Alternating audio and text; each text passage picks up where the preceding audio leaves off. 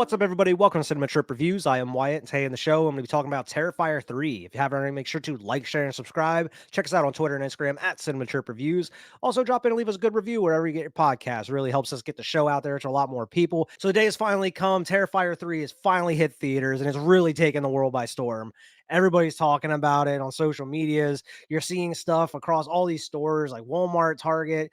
Pretty much everywhere you go, you're going to find something Terrifier out there. And it's so crazy to see this little indie movie from 2016 grow so much to take the world by storm. And now it's really put Art the Clown up there as one of the top, slasher killers out there in modern horror and possibly all of horror as of right now. It's really cemented Art the Clown as one of the quintessential slasher villains. I would put him up there with like a Michael Myers, a Jason, a Freddy. It's starting to get that point, and I feel like we're only 3 movies deep. And to have only 3 movies and have this type of quality movie and still getting rave reviews, people are loving it, and to have the box office blowing up for it, and you're outperforming Joker 2 and other multi-million dollar movies. It's insane to me, and I love not just what it's doing for indie movies in general, but also horror movies and slasher movies, and I'm hoping that this helps grow the genre a little bit from here and helps maybe studios and a lot of other people, take more risks when it comes to the movies. But this movie was one of my most anticipated movies of the year. I really could not wait to get to this. I actually believe it's been almost a year since they, put out that original teaser poster, because I remember talking about it on our live stream that we did last Halloween. It was such a crazy ass poster to have out as like a teaser and everything. And I think they had maybe the teaser trailer out there at that point. I'm not sure, but it's been almost a year, almost exactly since that came out, and now we have the movie. And man, it's getting rave reviews and it's getting talked about for great reasons. I mean, some of the people that are talking about it aren't for the best reasons, because there's some controversial stuff in this movie, and I'm hoping that a lot of people that are watching this video right now have actually seen the first 2 movies. That way, you kind of know the plot and what's going on, some knowledge of what's going on with what I'm going to be talking about in this movie. So, of course, with Terrifier 3, you have the director Damien Leone coming back as the writer director, and he's doing the practical effects and everything. He's continuing the story of Sienna and her brother and what is going on with her, and this is a direct continuation from Terrifier 2. This movie, most of it does take place 5 years after Terrifier 2, but the beginning of the movie picks up damn near right after Terrifier 2. And I love when movies do that, and I love when you're able to have a cohesive story that's going throughout either that day or, picking up right where you left off in the previous movie. I love that about it. But of course, you have Lauren Lavera coming back as Sienna, and she is a powerhouse in this movie. I really liked her as the final girl in Terrifier 2, but in this one, she's really got a chance to show off her acting chops and really show her range as an actress.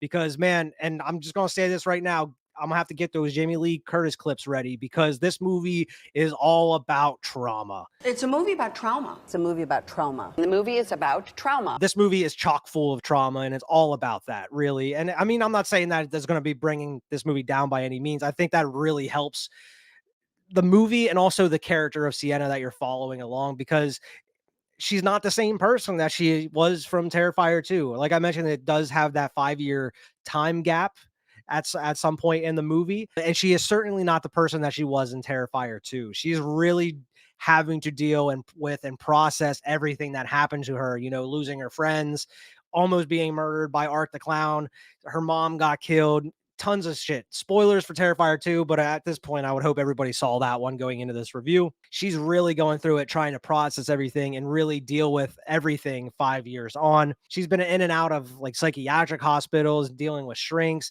trying to get everything kind of beneath the surface, trying to get over everything, all the loss that she's had to deal with. And she's really faced with a lot of PTSD in this movie that you see throughout the whole thing. Not going into too many spoilers or anything, but, she's seeing some things, she's hearing some things, she's, recalling a lot of the events that happened during Terrifier 2. She's dealing with a lot of that. And just the way that Lauren Lavera plays that character is absolutely fantastic, and exactly what they had her go through in this movie and the range that she had to go through in this movie was terrific. So I'm very interested to see like the trajectory of her, what her career is after this, because she definitely has the acting chops.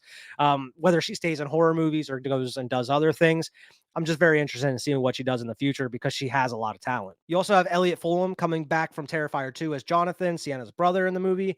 I don't he doesn't play nearly as big of a role as he did in the last one, which kind of sucks because you want that continuity. You want that dynamic between Sienna and her brother. You only get that for a little bit in this movie. He's not nearly in it as much as I would have liked, but the scenes that he's in are pretty decent. He is also dealing with his own trauma, This is what trauma looks like. but they don't really give him nearly as much to do as Sienna, or nearly as much range to go with as Sienna as far as it comes to dealing with, everything they went through previously and their PTSD. But of course, we have to get to David Howard Thornton as Art the Clown. That's the real attraction to this series at this point. Everybody wants more Art the Clown.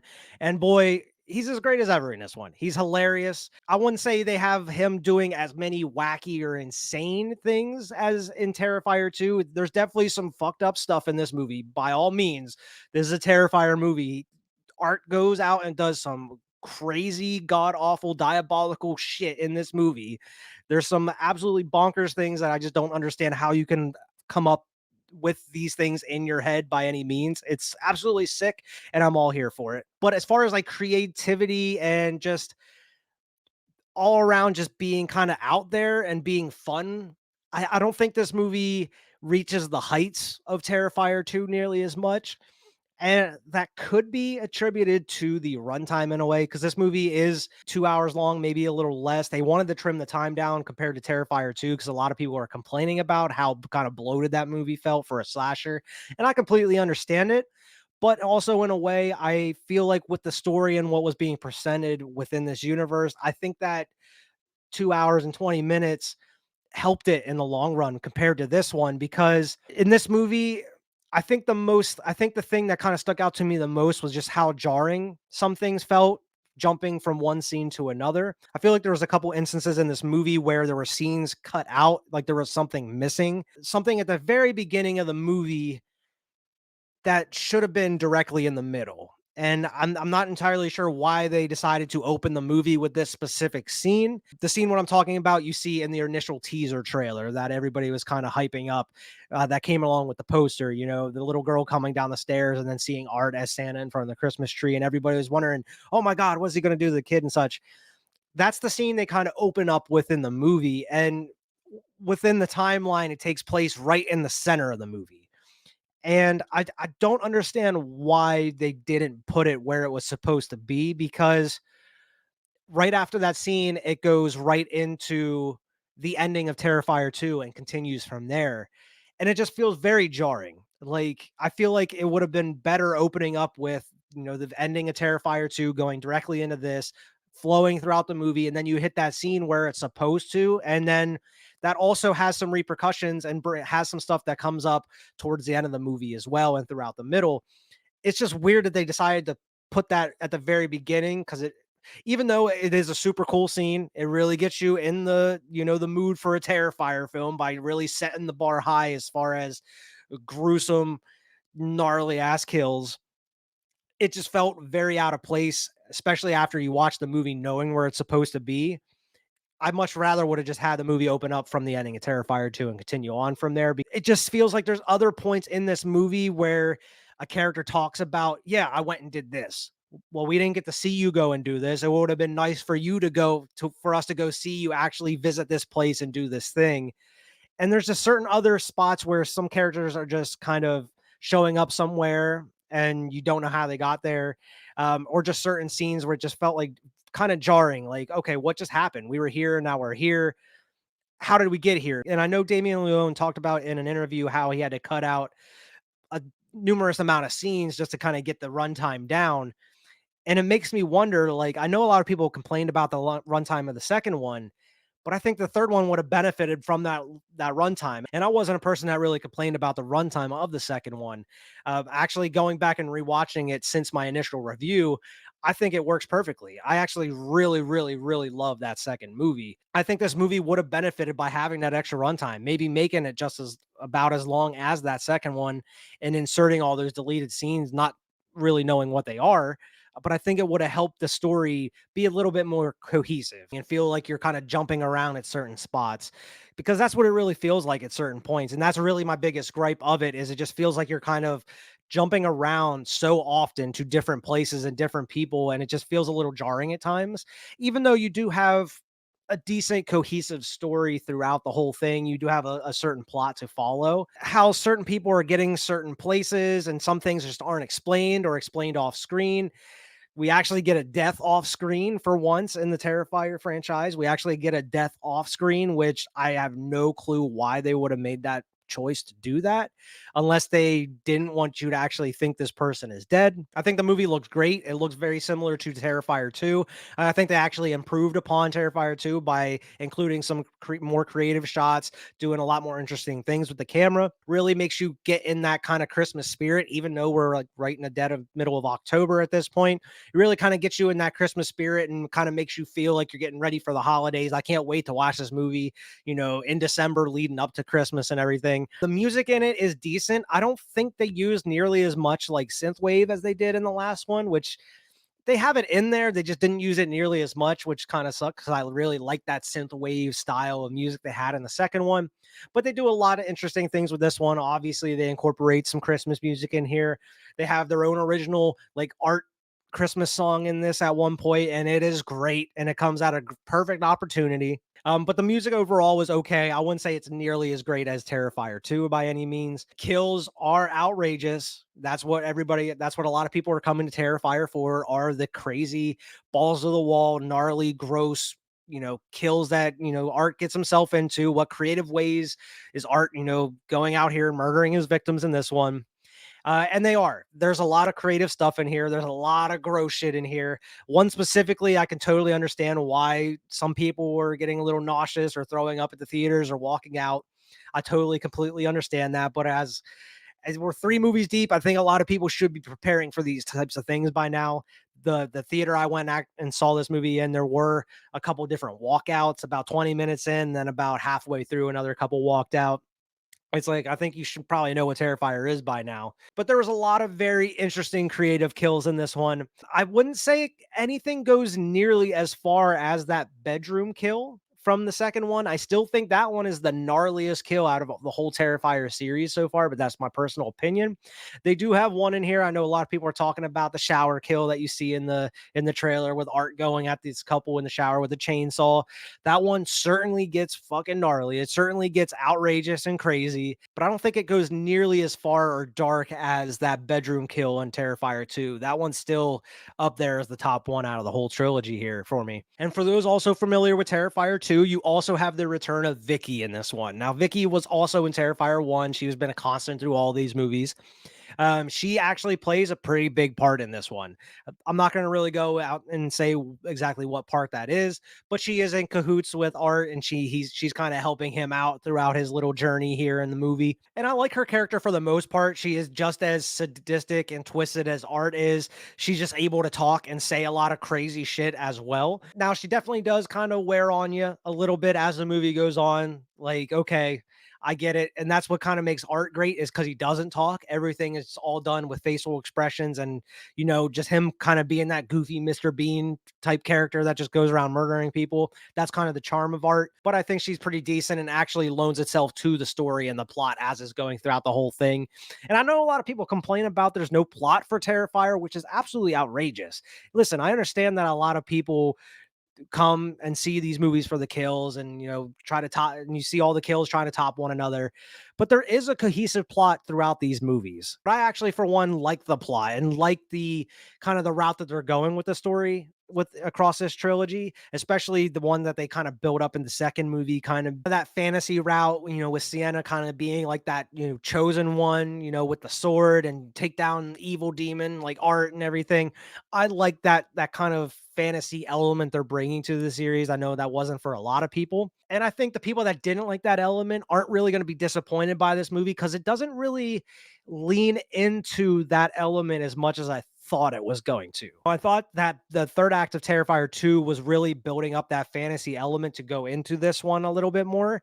And I mean, there's a little bit of that element of those elements sprinkled throughout this movie, but it doesn't go nearly as hard with it as I thought they were going to, leading into it. Depending on what you're a fan of throughout the first two, that could be a good or a bad thing for you. I was a little disappointed they didn't lean more into it, but I mean, we're possibly getting a fourth and a fifth one down the line. So there's a lot more time to get into those fantasy elements and kind of flesh out the lore and the story throughout these things. And that's what I'm really excited to see is like how are they planning on wrapping this up eventually and kind of exploring the story a little bit more, because it's crazy that you have this murderous clown that really doesn't say anything by any means, and then you have this crazy ass kind of story lurking in the background, and you still don't know what he is or like what the whole deal is around Art the Clown by any means.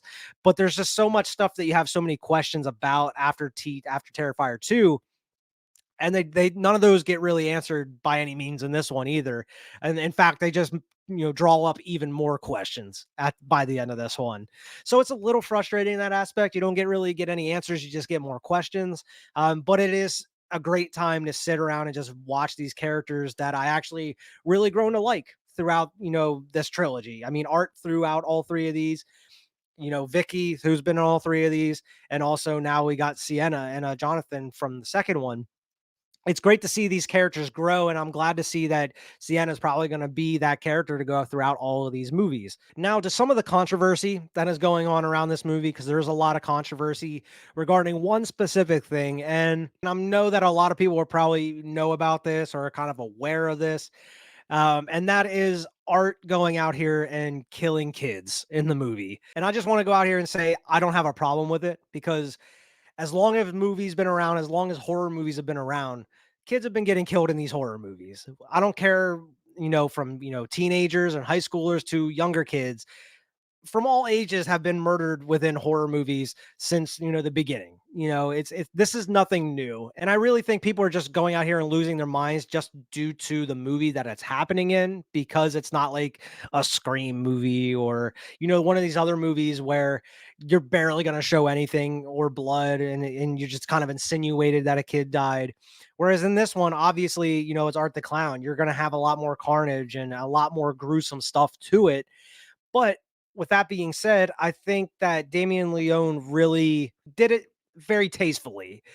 You don't see any of these kids actually being killed in this movie. I mean, that's kind of the tasteful part of it. You don't actually see what is happening to the kids in this movie. You see the aftermath and everything that happens after that, but you don't actually see the act of the killing occur at any point. So I think a lot of people are losing their minds for no good reason. Like, I understand if somebody doesn't like that. Well, obviously this movie probably isn't for you then. At the end of the day, it's just a movie. It's all fake. You can easily go online and see pictures of these kids during the making of the movie with Art the Clown smiling from ear to ear, having a great time. It's just a movie. And so, I mean, I don't think these kids are going to be scarred for life. I don't think you're going to be scarred for life by watching this movie. I didn't walk out of it feeling like offended by anything in this movie by any means. I mean, we're three movies deep. It's kind of hard for me to be extremely surprised by what happens in these movies. Obviously, I'm surprised on some of the creative kills. But as far as like being offended or anything like that, I know what I'm getting with a Terrifier movie. I kind of expect them to go all out and cross some lines here or there. But I really like the route they went with in this movie as far as like setting it during Christmas. The first two are set around Halloween and everything. So putting this one during Christmas time gives the movie a kind of a fresh feel to it. You have snow on the ground and, flurries happening. Art in his Santa suit, and how he gets the Santa suit is absolutely hilarious. And that's another thing about this series. I mean, the first one, going back and rewatching it, there's certain funny parts as far as Art's character and his mannerisms, but the movie overall isn't funny. It's very like dark and morbid and very grindhouse feeling. And that's what makes the second one kind of the quintessential Terrifier movie. Is you have everything all in a package. You have that gross, disgusting carnage kills within the movie, but you also have likable characters and so many funny moments throughout Terrifier 2. You have everything that makes this series great wrapped all up in one movie, and that's what I like so much about the second one. That's what I like about this one a lot too, because you have all of that kind of continuing from Terrifier 2 as far as the likable characters and growing with these characters, seeing what they were going through, where they've been and what they're dealing with, seeing the crazy kills that Art's coming up with and what he kind of does in between the kills and what he does in his off time. In a way, it's very interesting and a little aspect we haven't really got to see out of Art the Clown and throughout these movies. My only real complaint is just kind of how jarring some of these cuts are within the movie, and just it really feels like there's certain elements that are just missing from it entirely. And I'm hoping that they add like an extended cut or a director's cut to the physical release whenever it comes out, because I would love to see an extended version of this movie with all those deleted scenes added back in, just to kind of get the full scope of what Terrifier 3 really should be. And that's what really kind of irks me in a way, is like Damien Leone turned down so many like big name studios that wanted the Terrifier brand to help him get out there, but it would have risked his integrity because they would have wanted him to tone down the violence a little bit. And he was like, no, I want to do it my way. But in the end, he ended up cutting a lot of stuff out to trim the runtime down to appease fans and appease people, where it's like, dude, it's your movie, it's your series. You should have made this exactly how you wanted it to. You should have let the scenes in that you wanted in. Like, I don't think it would have got a lot of pushback if it was like 2 hours and 20 minutes. If you added another 20 minutes, 25 minutes in, I don't think you would have really got that much blowback. And I really didn't think there was a ton of blowback from the second one about it. Everybody loved the second movie. And I mean, it was just a minor complaint about it being too long. But overall, I highly recommend this movie, especially for those who have seen the first two or fans of those two. Definitely go check this one out in theaters. Check this one with as many people in the crowd as you can, because that's one of the best parts about seeing Terrifier in theaters, is seeing the audience reactions to just the absolute madness that is on screen. It's exactly what you would expect from a Terrifier movie. It looks great.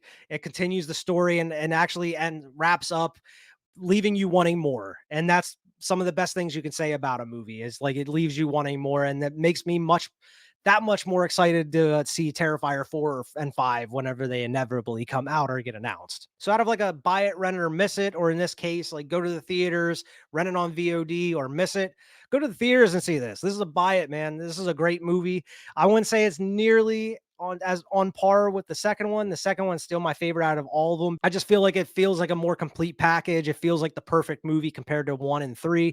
But this one's not bad by any means. This is my second favorite out of the trilogy so far. But that is the review for this week. Make sure to tune in to the rest of our Halloween Spooktacular Horror Month for a lot of surprises. We got a couple more reviews in store for you. Not really ready to announce those as of yet. I'm hoping I can get another live stream together on Halloween like I did last year. Maybe get Vernon and Alex back on, maybe do a live review or two like we did last year. It'd be pretty fun. Make sure to like, share, and subscribe. As always, check us out on Twitter and Instagram at Cinema Trip Reviews. Also, drop in, leave us a good review wherever you get your podcast. Really helps us get the show out there to a lot more people. And I'll see everybody next week.